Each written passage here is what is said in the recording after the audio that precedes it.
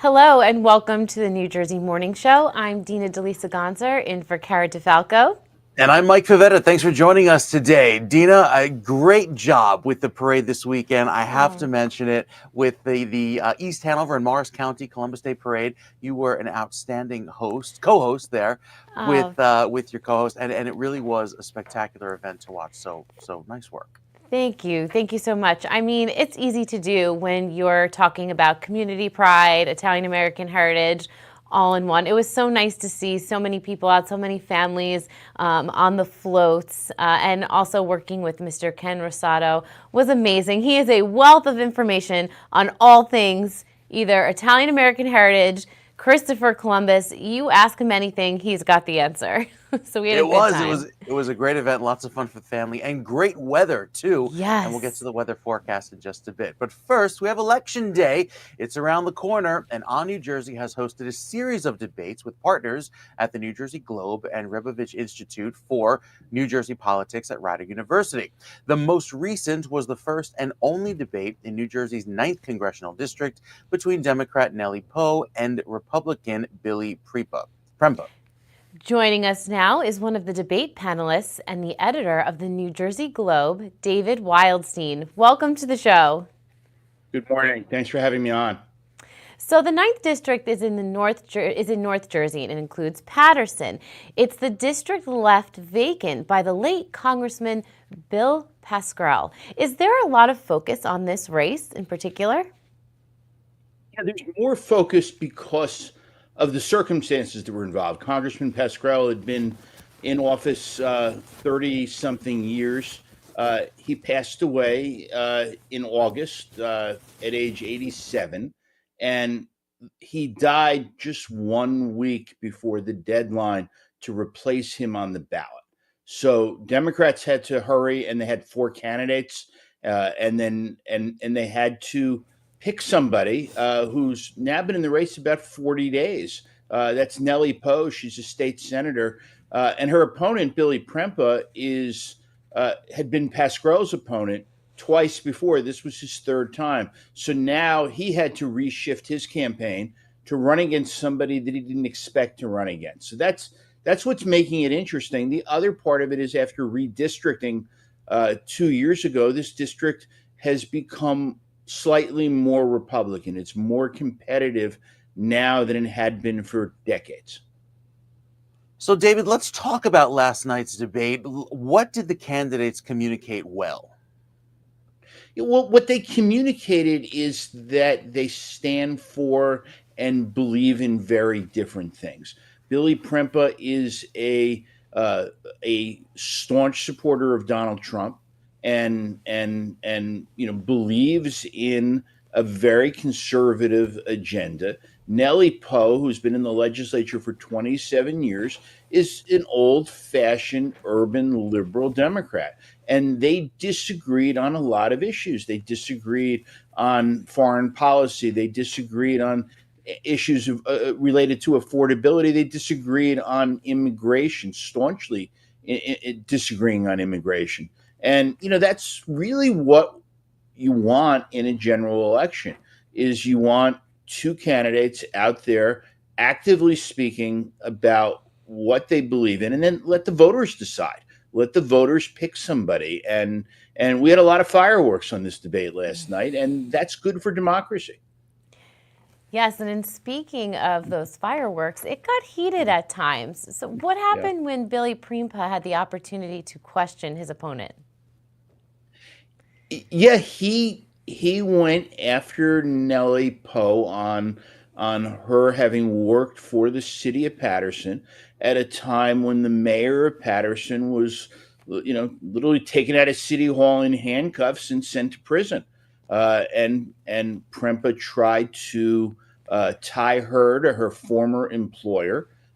She pushed back strongly and said that nothing ever touched her. And then, by the way, that's true. There were no allegations against her, but he's trying to tie her to sort of a series of corruption issues in New Jersey. I asked her at one point about her support of Bob Menendez, and whether she regretted backing him strongly in his last election. And I don't know if it was the right answer politically, but she said he's my friend, and she refused to say that he should go to prison. Prempa jumped on that and made a dent into this in terms of talking about this pattern and culture of corruption in Patterson politics. Now, David, you've been doing a lot to bring New Jersey these debates. Why do you think debates are so important in the political process?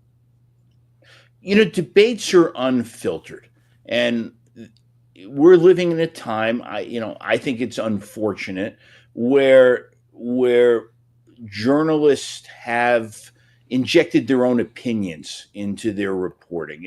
It's happening more and more. I blame social media on that. For that. So what a debate is it gives you the chance to see the two candidates, virtually face to face with each other, answering the same questions, gives the voters a chance to say, yeah, I like this one, I don't like that one. And it's a different forum than reading what a journalist wants you to hear or what they're putting out in their TV ads or their direct mail. So in your opinion, are the traditional news channels and networks moving away from airing debates? Yeah, and that's really sad. I mean, this partnership that we've had with ONNJ. I mean, I'm just so incredibly grateful for it because that's allowed a news site like the New Jersey Globe and a college like Rider University to partner with somebody who can really put out a high quality television production. It was. I started doing debates in 2020 during COVID, and I did them on Zoom. And Zoom was like incredibly cute 4 years ago, but the public is now back to they just don't want they don't want to see three boxes on a screen, two on top and one on the other. They get a little tired of that Brady Bunch stacking look. So America is back to they like to watch television, but they don't want to watch Wayne's World of me in my basement putting on a debate. So we have moved a lot further along in this, and now what's happening is on New Jersey, New Jersey Globe, and the Rebovich Institute at Rider, we're sort of owning this debate lane. Nobody else is doing them. We had the first Senate debate. We had the only Senate debate in the primary. We had the first Senate debate for this general election, District 7, one of the hottest congressional races in the country. We're the only one that got the debate. And one of the things that I'm really proud of in this collaboration between your network and the New Jersey Globe and Rider is over the last couple of years, we've gotten this reputation for putting on a fair debate. We don't do gotcha questions. I don't ask them if they know the price of milk or the cost of eggs or anything. We ask serious policy questions where they have to bring their A game to these debates and show voters what's going on. And by the way, I should add also we partner with C-SPAN, and that gives these debates a national audience, not necessarily the people who are going to vote in these races, but sometimes people who fund these races. Sometimes, their future colleagues in Washington are going to watch them, and I just think debates are old school. They are important. Your colleague Laura Jones. I've known her 25 years. She has brought a professionalism to this, and she knows I geek out on these things every once in a while, but. You think back to, debates in American history and, Abraham Lincoln and Stephen Douglas running for the United States Senate in Illinois. The Lincoln-Douglas debates were two candidates who traveled together and debated each other in different towns across the state. This is sort of a core of democracy, and I'm just grateful that we're able to keep this going. Indeed we are. Well, thank you so much, David Wildstein, editor of the New Jersey Globe. Thank you so much for your time today. Thanks so much. Debates are important, and going forward, like he mentioned, Laura Jones, an excellent moderator there. Yes, Taking charge of all of our recent New Jersey debates, and now it's up to the voters to go out and decide on Election Day. for sure. Well, in other news, a fire broke out in a vacant residential building in Newark, quickly spreading to 5 homes on the block. Firefighters from Newark and Irvington battled the blaze, which was fueled by dry air and 20-mile-per-hour winds.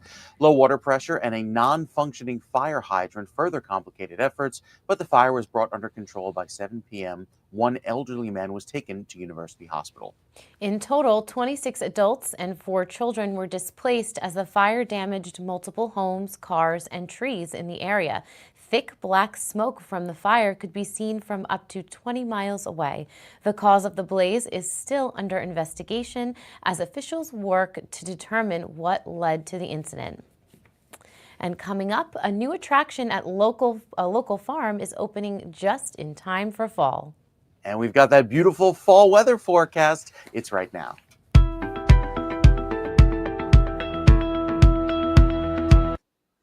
Well, it certainly feels like fall across New Jersey, with temperatures beginning in the 30s. We had some frost and freeze warnings throughout the overnight, so the growing season has ended. If you didn't take your sensitive plants in, especially by Morristown, 43 degrees. Newark still hanging in with a 48-degree temperature, and much milder down along the shore points like Long Branch, 51 this morning. The air is bone dry, and you felt it, how the lips are getting chapped, the hands are getting dry. Yeah, it's all due to that low humidity, which has also increased our fire threat and the fire danger, thanks to the low humidity combined with dry winds and those gusty winds that have been promoting the threat of fire danger over the last few days. We have not had measurable rain during the month of October. That may also be the case throughout the next few days, as just some clouds linger offshore this morning, keeping any of that moisture offshore. But still, we are in the middle of hurricane season, so I want to turn the attention down to the tropics, because there is another system that may develop over the next few days. There's a low chance for development, but notice that the Caribbean is still in that area where we could see some potential development into the weekend. It's something to watch, especially closely, given we know how volatile these systems can be this time of year, with the water temperature kind of supercharged after such a warm summer. Good news is this weekend we have beautifully dry air as our pleasant weather continues. Now, it stays clear this weekend, but not exactly cool. We're back up in the 70s with sunshine lasting throughout Saturday and Sunday. High temperature of 74 on Sunday. That will feel actually quite warm in the sun. So great weather to head out to the fields and participate in all of those fall festivities. We'll take another check of your weather forecast coming up as On New Jersey continues after this.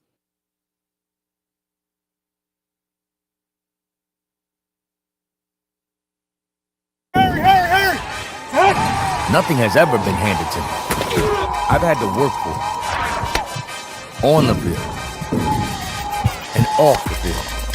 Kane worked with me. Guided me. Helped me climb higher. To get where I belong. To change my life. Hey, welcome to the team. Cougars climb higher. Kane University.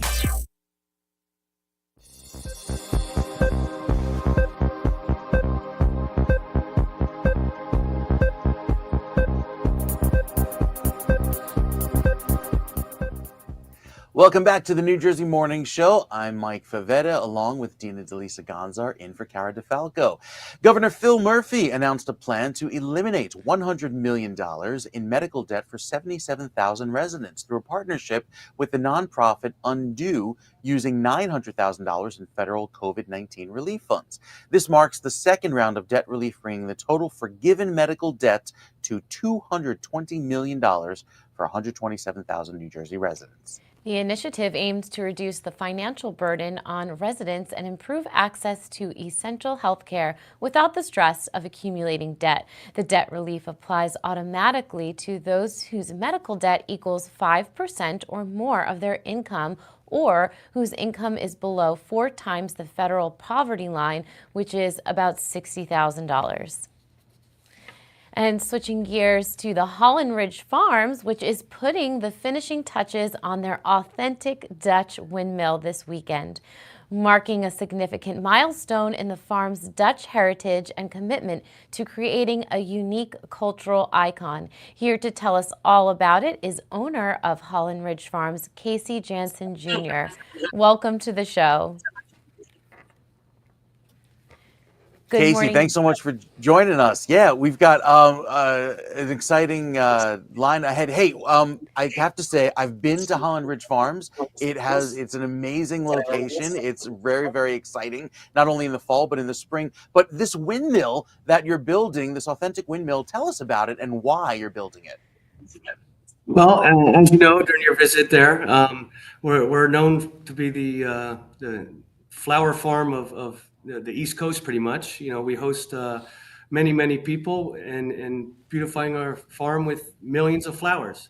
And this being a Dutch dream of my father's, starting this farm about 6 years ago, tulips was our biggest show.